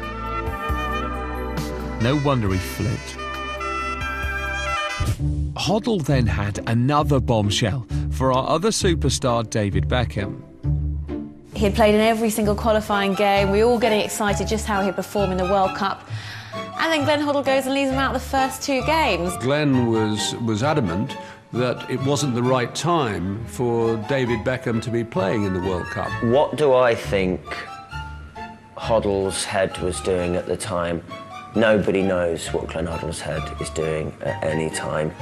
So after consulting his crystal balls, Hoddle dropped golden balls, and England lost. What a balls up. So, after tucking into a rather large slice of humble pie, Hoddle recalled Beckham for the deciding group game, played in front of England's hardcore travelling fans. He certainly had the spotlight on him and didn't disappoint. And it was Colombia's defence who got a real shock as Becks popped his England scoring cherry. I would imagine David Beckham, sort of range he would fancy. That's Beckham! Oh, it's in! The supporters celebrate a splendid goal. There's a magnificent free kick. It was one of those, you know, let out a little bit of wee moments that you have in your life. I got a great view of the free kick. You see the ball stroke, it's on its way, and then you see it ball to the net. What a great feeling that is. And the biggest achievement of it as well, compared to all of the other Beckham free kicks, is he had to curl it over Valderrama's afro as well, which is good, but also makes you think that's a great way to defend. Just like have Valderrama in your wall and then Jedward on either post. You're never going to concede a goal. Practice makes perfect, and it's the perfect momentum for England now. The world took notice of David Beckham that night in Lyon. Well, what a thoroughly impressive game this young man has had. Graham Poll was the best in the world. He was close to getting the World Cup final. Yes, he was. Well, unless England's top ref dropped a massive clanger in the crucial 2006 match between Australia and Croatia. But that would never happen. It was, wow, great a test. A chance for me to prove that I am one of the best referees here. A chance for me to show FIFA that they've got the right guy for the right job. But sadly, it didn't work out all that well. In fact, Poll made World Cup history by booking the same player twice and not sending him off. And Simunic picks up his second yellow card. The red's confirmed. I don't think Graham Poll has got the red out of his pocket yet. I don't make mistakes like that, or I didn't. And then 3 minutes later, he showed him a third yellow card, finally remembering the red. Bit late, though. Up with the yellow card, and that was it. My fate was done. He was meant to be our best referee, and he did that. Like, imagine what our worst referee would have done in the World Cup. We're like, oh, what's all the commotion? Uriah Rennie's made the Spanish team play in their underpants because they turned up in the wrong kit. What about the fourth official and the linesman? Well, I think they must have known, but they just want to make Pole look like a... It was a calamity that cost Pole his reputation, his dignity, and the World Cup final. I just felt that I needed some space and time, and I walked back on the pitch. I was dressed, got my FIFA suit on, and I went back into the centre circle because I knew my tournament was over, just to almost look round and wave goodbye to World Cup football, because that was it. He looked like a man out of his depth, and we all loved it. And he'll always be mocked for it, rightly so. I went up to my room and shut the door, locked it, obviously many, many tears. And I found myself sitting on a window ledge, and I'm looking down at these Australian boys partying, and the contrast in moods couldn't have been more different. And I just thought, again, you look back at it and think, God, if they'd looked up, I wonder what they'd have thought. Jump? And it was all yellow.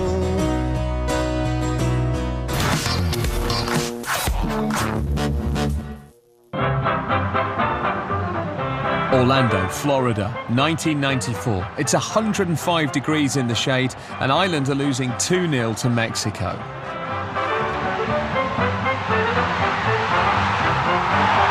it's a long, long way back for the Republic of Ireland now. It wasn't so much the sun, it was the humidity on top of it. It was really close, and the sweat was pumping out. They were used to the heat. They were used to the humidity. Desperate to try and change the game, striker John Aldridge is ready to come on as a sub. I went to go on, and the fourth official put his hand across me and said, basically, you're going nowhere, which I couldn't understand. Confusion between the officials over the substitution paperwork meant Aldridge wasn't allowed on. With 10 men on the pitch, put 2-0 down in this humidity, in this heat, I lost the plot.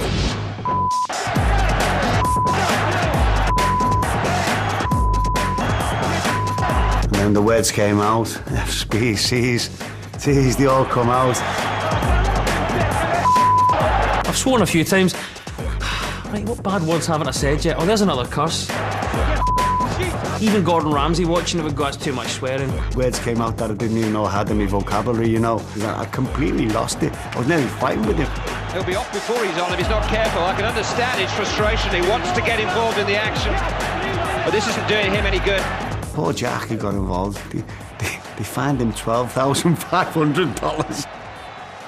When I seen it, I just had to put my head in my hands and thought, oh no. You know, when you make a blunder like that, you don't want all the world to see it, you know, on a vast number, billions upon billions of people. Aldridge is ready to go. That's the understatement of the day. It was just pure football and pure man from the British Isles abroad going mental on a holiday. It was great.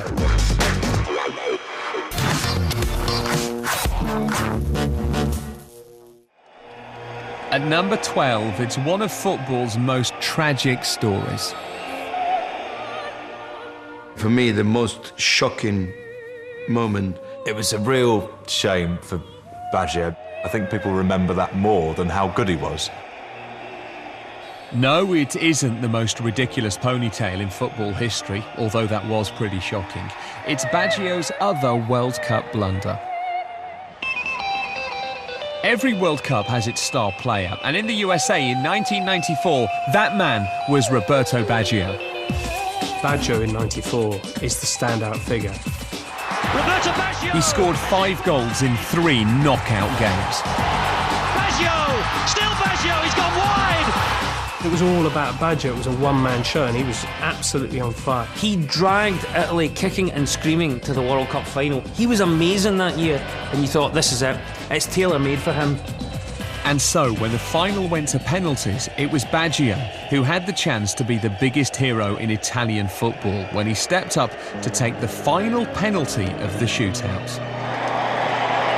And all the pressure now on Roberto Baggio, who has to score. When he stepped up to take a penalty, you just feel like it's a given he's going to score. The man who really has brought the team to the final now has to save them. And it's over the top. Brazil have won the World Cup of 1994. He sort of popped his pitching wedge on and I look up at the sky and just leant back and just hoofed it over. He fired it over the top. In fact, I think that ball's still travelling. Italy's greatest player for decades misses the most important kick of his career. But what a way to lose. I suppose in some way serves him right for having that ludicrous sort of rat of a ponytail.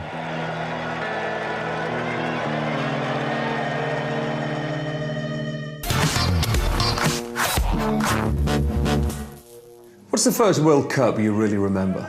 Italia 90.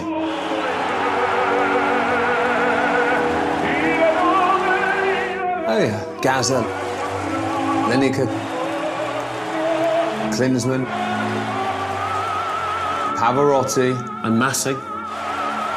Who? Benjamin Massing, the man with the amazing tackle. Cameroon made a big impression on the World Cup in the opening game of Italia 90.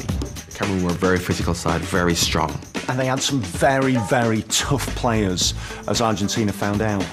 They had a carefully thought out tactical plan to deal with the reigning champions. They'd knock 7 bells out of them. First, midfielder Karna Biek was sent off for kicking Kanidja. Then his brother bulldozed a winning goal. Omambic. Oh, he scored! They even tried to take out Argentina's fans. Did it actually strike somebody? I think it probably did. But most shocking of all was the World Cup's most perfectly synchronised foul, starring Man Mountain Benjamin Massing. Well, it was GBH, really. Koundé pulls out of the challenge. Not a good one by Ndeep. Referee allows him to go on. Terrible challenge by Massing. Take me out! Kanidja, like a young, innocent gazelle, sort of sprinting down the wing, giving Argentina half a chance of an equaliser. One Cameroon player just flies across, just misses it. But Massing didn't. And he just clattered into him. There's a boot flying off. It feels like there's landmines going off everywhere. Do you really want to hurt me? And then he gets up and goes. Aside of the dancing at the corner flag, they were pure evil.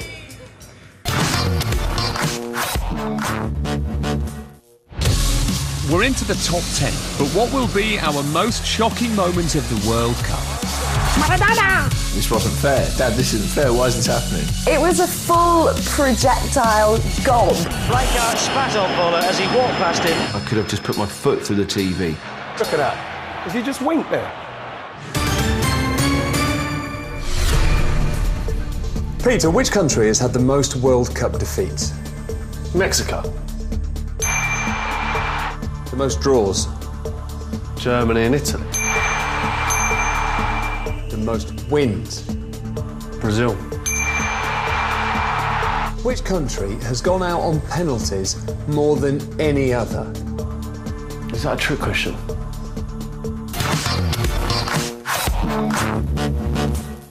Penalties are what a way to decide like the fate of a team's World Cup. In 1990, England went out on penalties because they weren't very good at them. In 1998, they went out because they weren't very good at them and hadn't practiced them. But in the 2006 quarter-final against Portugal, things were different because we had players who were good at them and we'd practiced them. You see Frank Lampard step up and you have the kind of confidence, you look down the rest of the list and think, OK, where are the potential misses going to come from? Oh, he saved it! Well, him for one. That's a shocker, because even West Ham fans wanted him to score. Next, Liverpool's penalty ace Steven Gerrard missed. Still, Jamie Carragher, who was only brought on to take a pen, scored. Oh wait, no he didn't, he had to retake it. And he missed. The only reason we managed to score one was because Bayern Munich's Owen Hargreaves had spent 7 years playing in Germany.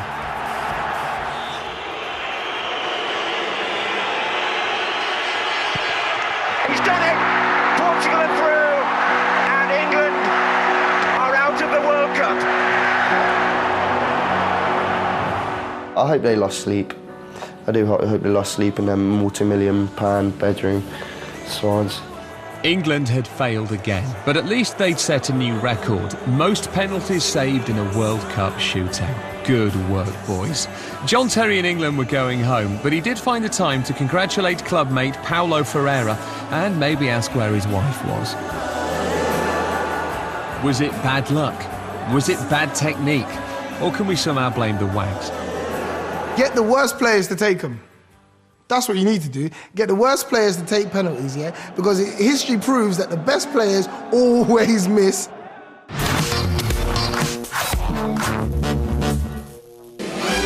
America, land of the free, home of the hot dog, and inexplicably, the venue for the 1994 World Cup. Personally, I don't think the World Cup should have been in America. They don't like football. They call it soccer. I guess it was slightly controversial that America got the World Cup in '94 anyway, because you're a bit like, they don't play football, why are they? Fine. But then you think, they put on a good spectacle. And what a spectacle the opening ceremony promised to be. There were balloons, there were people in traditional costumes, there was even Diana Ross. What could possibly go wrong? I remember that being absolute farce. Motown's answer to Frank Lampard made a lung-busting run the length of the pitch, whilst at the same time, amazingly, singing without moving her lips.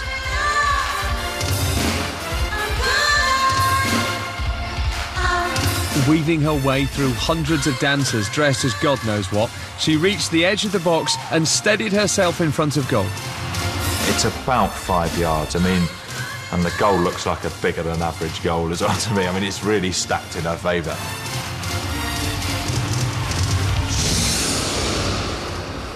She spoons it horribly off to the left. I don't know whether Waddle had been coaching Diana Ross when she took that. Wow. It all just sort of carries on. They just carry on like, yeah, that went pretty well, guys. Oh, yeah, carry on. Yeah, keep singing, that's fine, that's fine.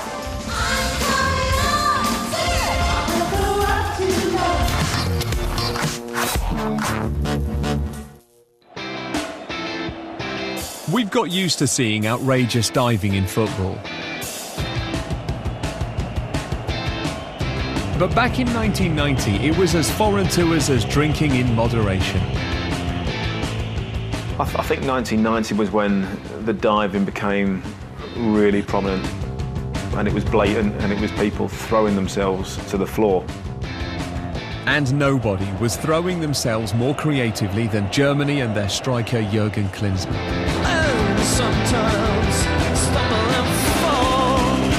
I think the Germans probably really did start the diving culture. They turned it into a trade, didn't they, where it was an art almost. It's a sick art, in my opinion.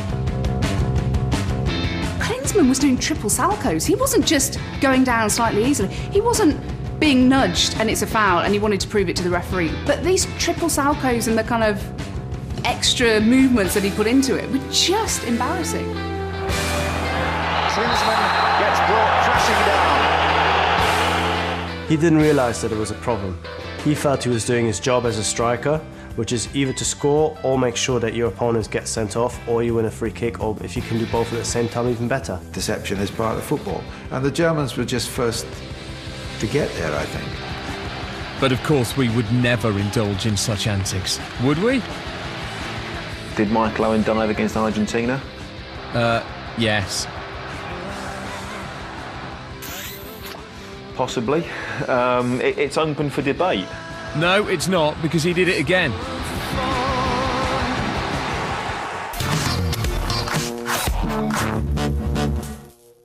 1990, semi-final.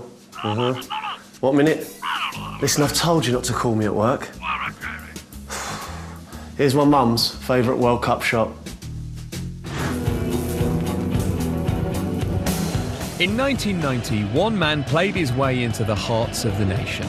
I think everyone fell in love with Gazza in that World Cup. It was so exciting to actually have a player as good as him. He was just that crazy, idiotic Geordie lad who You know, everyone's got a friend who's a bit touched, and he was everyone's friend who's a bit touched. He was traditionally British, he was mad as a March hare, but he was a genius. The lovable Geordie was the best thing to come out of Newcastle since coal. The carbon-based fuel, not Cheryl.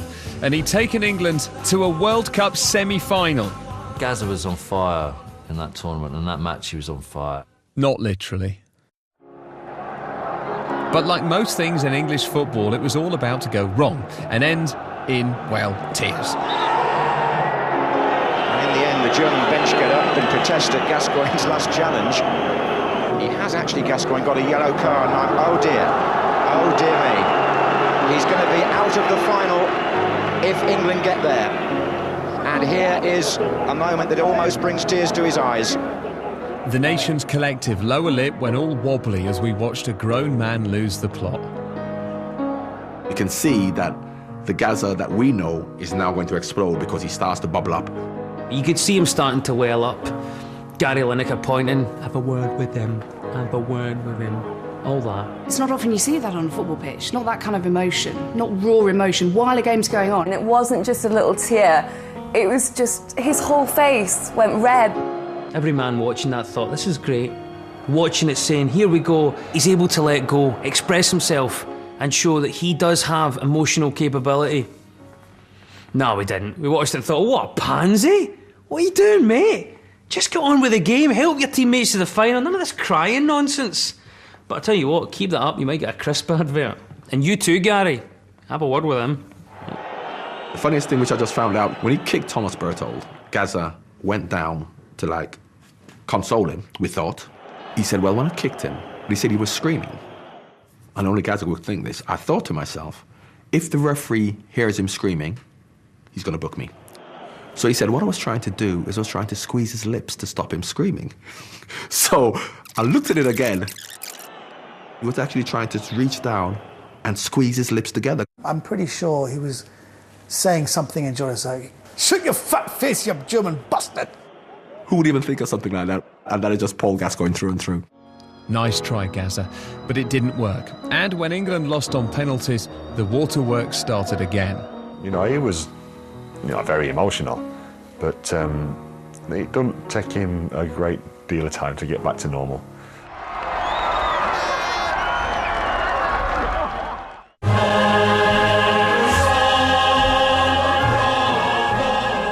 When the world tuned in for the 1998 final between France and Brazil, a collective gasp could be heard across the globe. We've just had the surprise news, I suppose the shock news, that Ronaldo will not be in the Brazil 11 for tonight's match. David, we have to start with the big news that Ronaldo's not playing. Desmond, I've never had anything like this in my career. The scenes in the commentary boxes for the last 45 minutes have been absolute mayhem and chaos. In come the team sheets, no Ronaldo. It's Hamlet without the prince. It's the main man's not there. Early ball from Ronaldo, and here's Ronaldo! Whoa, goodness me! He was unstoppable. Right through, Ronaldo! He was big news, he was big, ugly news. We've seen, but here's Ronaldo! He was expected to light up the final, but when he and his team were nowhere to be seen, Motti went into meltdown. For the first time in the World Cup, Brazil have not come out to warm up on the pitch. It's all a bit sinister. It was the World Cup's very own X-Files moment, but instead of Mulder and Scully, the BBC had Hill and Ginola. It could be an argument going on in the dressing room, which has caused the problems that John has sort of half suggested. It's a big news for the French team because Ronaldo is very, very important for the Brazilian team. After they failed to shed any light on the situation, there was a further twist. Suddenly, the officials are coming around with more sheets, and Ronaldo's back in it. For any players in the world. David, I'm just going to interrupt you there because news has just come out that the biggest wind-up in World Cup football history has just hit the news because Ronaldo will play. Ronaldo played, but he and his Brazil team had a shocker, and France won 3-0. Zidane! After the game, conspiracy theories started. Had Brazil's sponsors forced him to play through the pain barrier? A lot of people said that he went on and he played because of certain sponsors. Had his girlfriend dumped him? He did look like he was a player who'd been jilted, actually. Was it in fact Emil Heskey in a Ronaldo suit? It does amaze me the lengths that players will go to. Well, in fact, the truth was far stranger and more shocking than any fiction. In the afternoon, during the hours before the final, Roberto Carlos wakes up with Ronaldo having seizures. He goes running to call the team doctor and the other people because he thought the guy was actually dying. When Brazil's players took to the field, there was real concern for their star man. A lot of the players have said, listen, we were terrified of him having something on the pitch. Roberto Carlos was actually afraid of Ronaldo dying. I don't think Ronaldo was any different from the rest. I thought they all played like they'd fainted that morning. Next up, it's a real sickener. Indeed, Peter. A right little winker.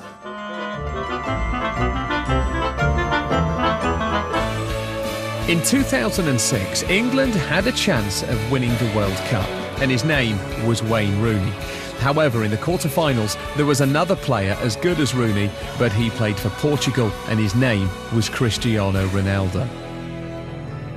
They were teammates back in Manchester, the best of friends, although they made a very odd couple. You've got a friend. They were made for each other.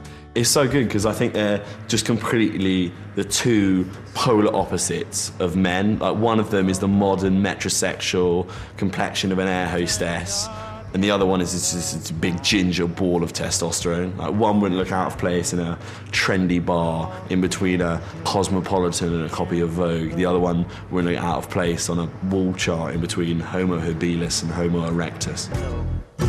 You've got a friend. But at the World Cup, friendship was put aside, even before the match had kicked off. He knows Wayne Rooney, and, you know, he's told his mates and whatever, you know what I mean, we can get him.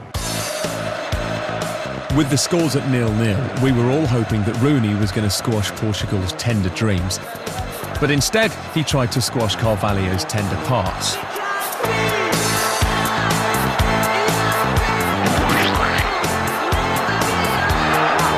Right under the nose of the referee, and there's a bit of angst going on here.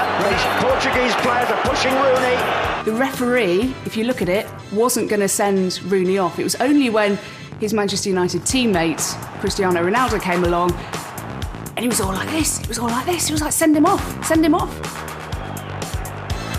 And the referee has gone to his pocket, it's red!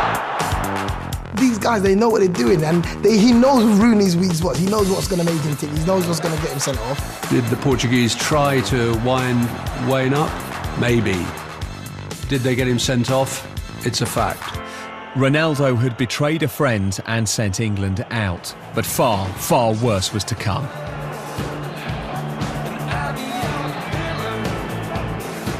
The wink was like, you know, I got him. Do you know what I mean? But I felt like he got me too. Do you know what I mean? Like, we all felt like he got us. I mean, I absolutely couldn't say what I was shouting at the TV. Everyone in the room was fuming. They were just like, I can't believe he's done that, oh my God. I could have just put my foot through the TV. He winked. He winked. It even got the boys in the studio worked up. Look at that. Is he just winked there? Please tell me no. I think there's every chance that Wayne Rooney could go back to the Man United training ground and stick one on Ronaldo. No. But while the nation worked itself into a lather, Ronaldo didn't see what all the fuss was about. I say, referee, this is its fault, but I don't say red card because Rooney, it's my friend. Whatever you say, Ron. Yeah.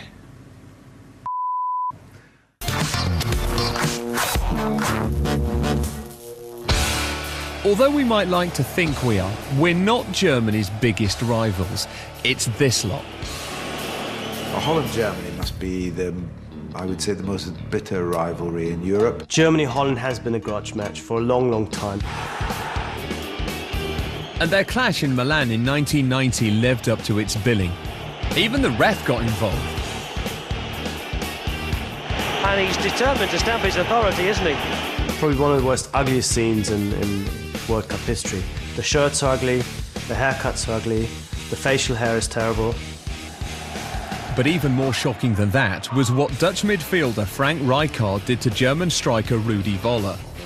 Following a little playground spat, Rijkaard came back with a spit. Did he spit at Voller as he ran past? Was that my imagination? Let's hope so. It was just one of the most disgusting things I think that's ever been caught on camera. It was a full projectile gob. It's absolutely gross. There is no worse way to insult a German than to spit in his mullet. Well, there is. You do it twice. Well, there was no doubt about it then. Rijkaard spat on Voller as he walked past him, and that, Bobby, is atrocious. The mullet was so thick, it takes Voller a couple of seconds to actually realise, wait a minute, he's spat in my hair. I thought he was going to kill him. I thought at that moment he was going to kill him. Then he saw how big Rijkaard is and he thought, nah, spitting is horrible, but spitting in a mullet, Vorsprung dog, not good news. What's that, Pete? It's the hand of dog. Poor, Peter. Very poor. All right, it's the paw of dog. No, here's the hand of God.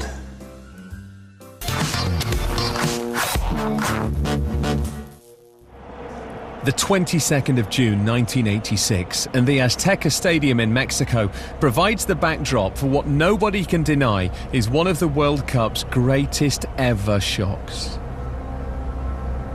It's a bizarre moment, really, but I always remember the big shadow. The big what? The star-shaped ball. This star-shaped shadow in the centre of the pitch all the time in the main stadium, and thinking, where's that come from? How have they managed to do that? It was in fact a piñata, a traditional Mexican decoration on which the organisers hung the stadium speakers, presumably for announcements such as, "Look out, he's going to cheat."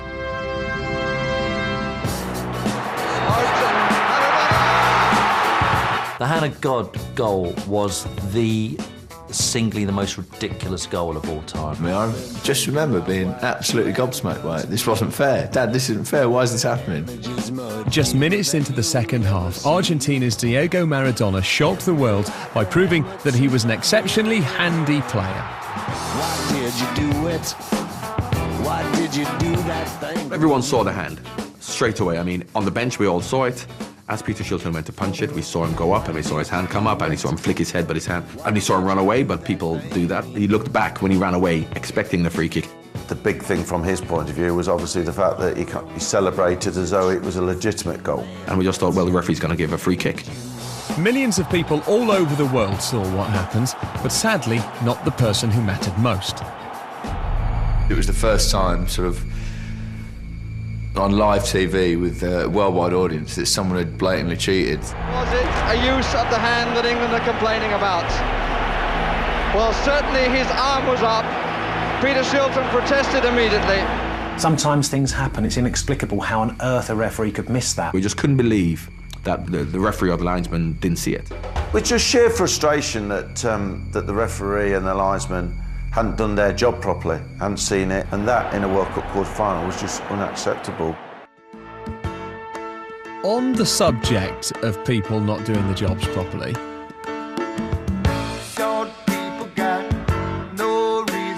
I don't know how Peter Shilton gets outpunched by a midget. He was the man of the tournament. He was the guy that you should really know, and you should know he's not that tall. He leapt like a salmon. He outlet Shilton. It was incredible. How did this happen? You know, he's 4'3". Maradona! Afterwards, Maradona said it was a little with the head of Maradona and a little with the hand of God. But England's players and fans were left wanting to give him a somewhat less divine bunch of fives. Maradona should have got a punch in the face from somebody on the field.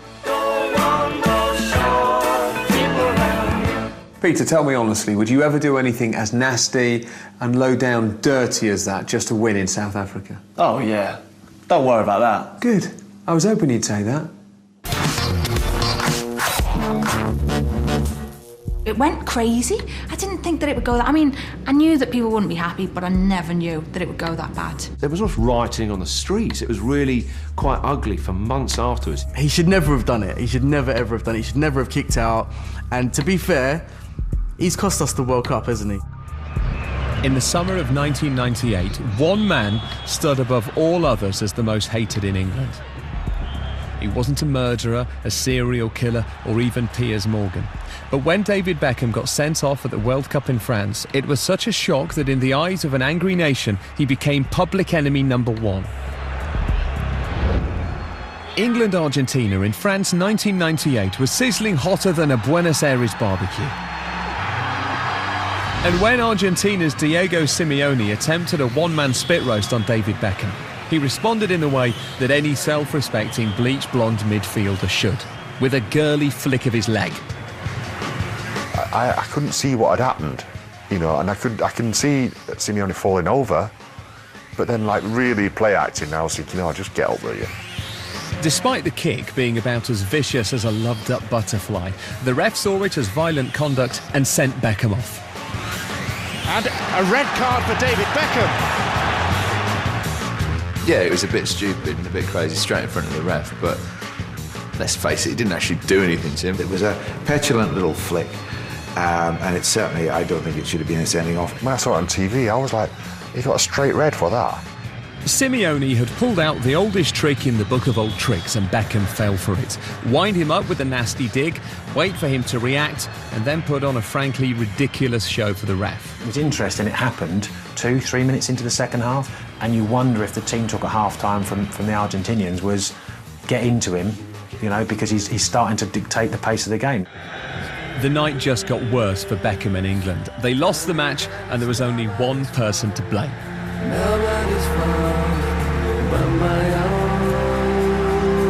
a mad moment by David Beckham probably cost you the game at the end of the day. It's cost us dearly. I was really disappointed in him.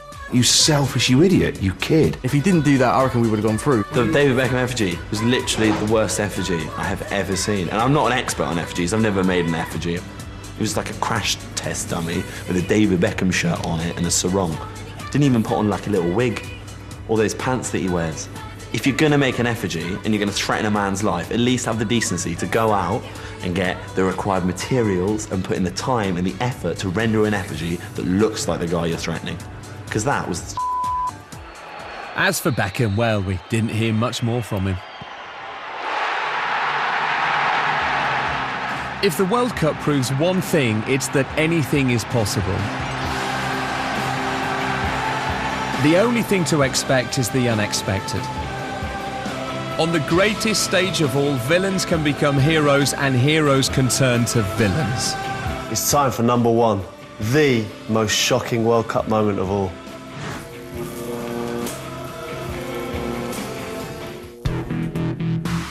It was the evening of July the 9th, 2006.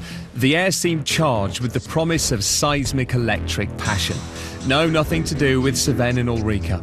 This was the World Cup final between France and Italy, and 715 million jaws around the world were about to simultaneously hit the floor.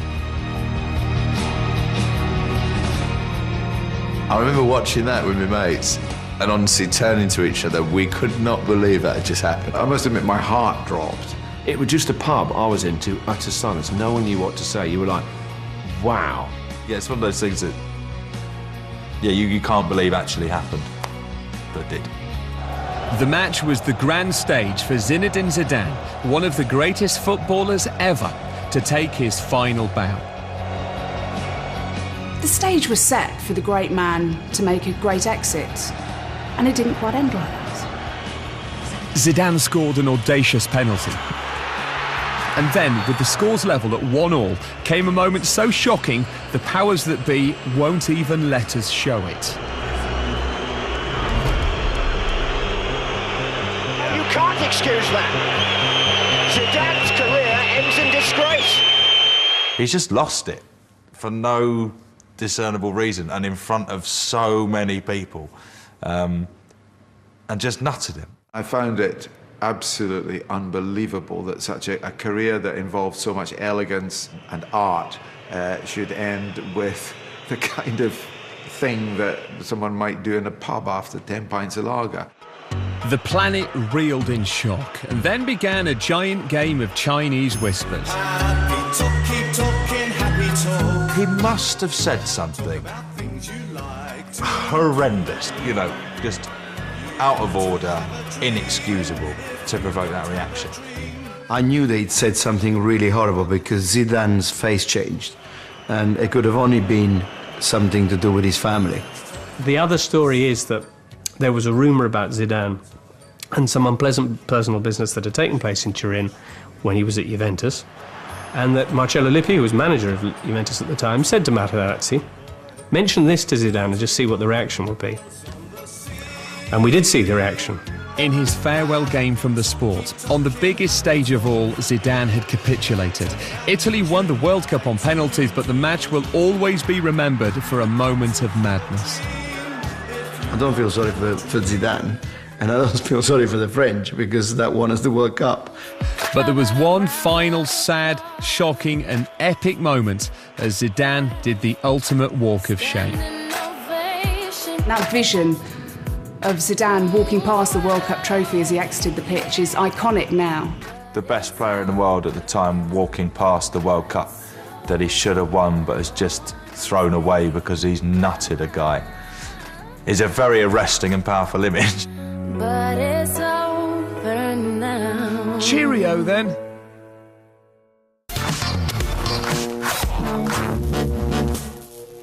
So that's it. Up until now, those are the greatest shocks of the World Cup. And there'll be more soon. Another tournament's worth of drama and glory and dreams, and maybe this time... Richard, stop. Don't say it.